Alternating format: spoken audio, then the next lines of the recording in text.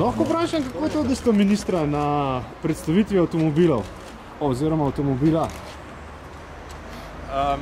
Mislite, da delamo reklamo zdaj za... Ja, v tem smislu, ja, recimo. Jaz mislim, da delamo reklamo za čiste avtomobile.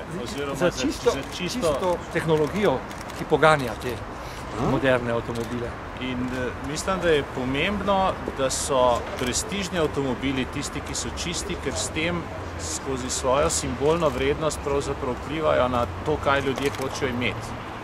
In nekje vrednote spreminjajo, dober zgled je to za bom rekel, vse kupce avtomobilov. Tudi za tiste, ki bodo šli na hibridno tehnologijo, na čiste dizle, na varčne avtomobile. Skratka, imeti ekološki avto postaja in, ne? Tudi vi ga imate na ministrstvu. Imamo enega, vi boste pa kmalo enega, upam, dobili tudi, ne? Jaz se pa vozim s taksi službo na Prijuse. To pa je tudi dober prispevek. Lahko sem en pogled, če sem. Super. Mi smo tako ekološki, da niti avta nimamo svojega. To je zelo trajnostno.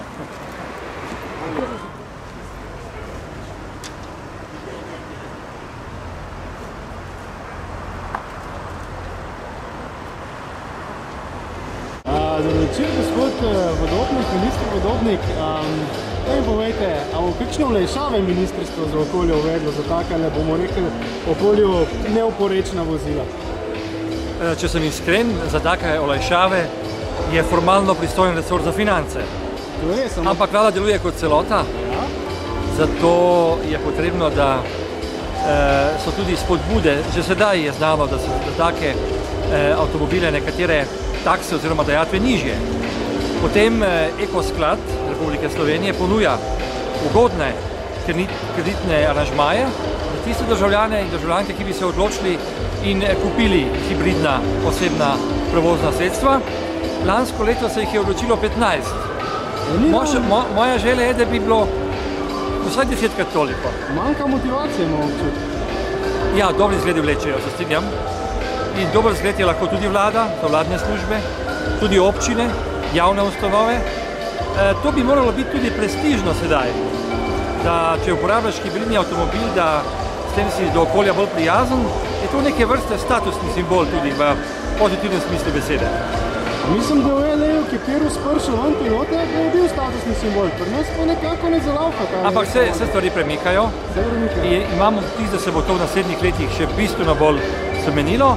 Morda bodo tudi cene postale nekoliko bolj sprejemljive, tudi za bolj, rekel, povprečen slovenski žep. Škoda, da se pa z njim samo v Bruslju vozili, da vas ne vidijo Slovenci, bi lahko rekli. Glejte, mi smo zelo odločno šli v smer, da bi bila v Sloveniji čim prej tudi zgrajena črpalka, kjer bi se lahko pač dobilo tak vodik. Naše ministrstvo, ki vodi to posebno podskupino, je tudi zagotovilo nekaj dodatne finančne spodbude in moja želja je, da bi v letošnjem letu taka prva črpalka na eni od Petrolovih črpalk zaživela. To bi bil konkreten prispevek. Odlično. Hvala lepa. Hvala.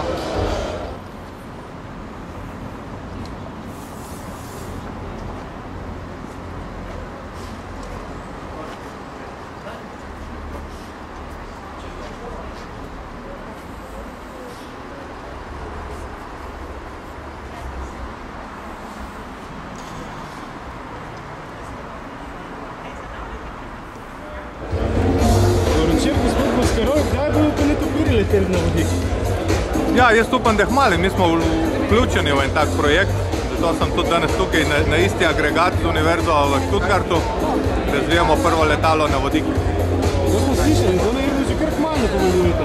Ja, razumen, da je 2009, ja. Odlično, to bo elektrika? Elektrika pa že leti. Pa že leti.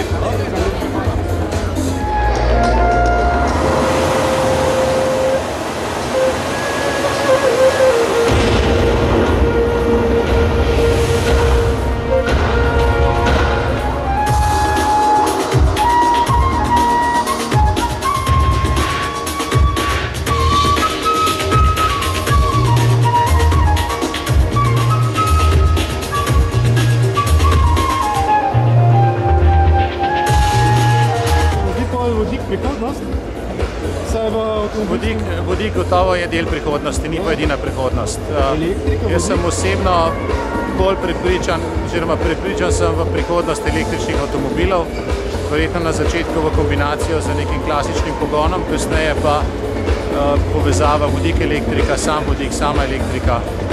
Veliko tehnološkega razvoja je še potrebnega in upam, da se bo slovenska industrija in raziskovanje znanost znala v to kaj vključiti. Prav zdaj delamo pravzaprav v okviru Sveta za konkurenčnost prioritete tehnološkega razvoja v Sloveniji, kjer bodo tehnologije povezane z vodikom, s trajnostno mobilnostjo, z baterijami, z električnimi komponentami avtomobilov imele prioriteto. Razvoj na eni strani gorivih celic, na drugi strani pa vodikove tehnologije. Sigurno oboje in baterij.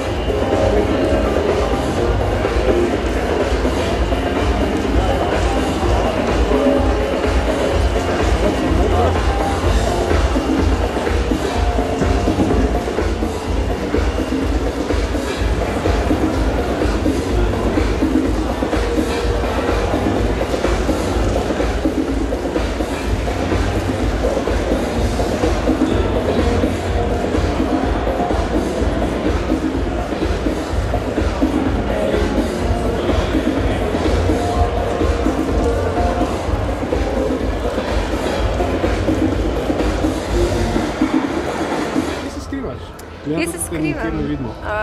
Trenutno sem zelo pridna, ker prej nisem bila in zdaj delam še eno seminarsko za faks, potem pa upam, da se bom spravila bolj aktivno na diplomo, katero dalj časa že omenjam in upam, da mi jo bo zdaj končno uspelo spraviti pod streho.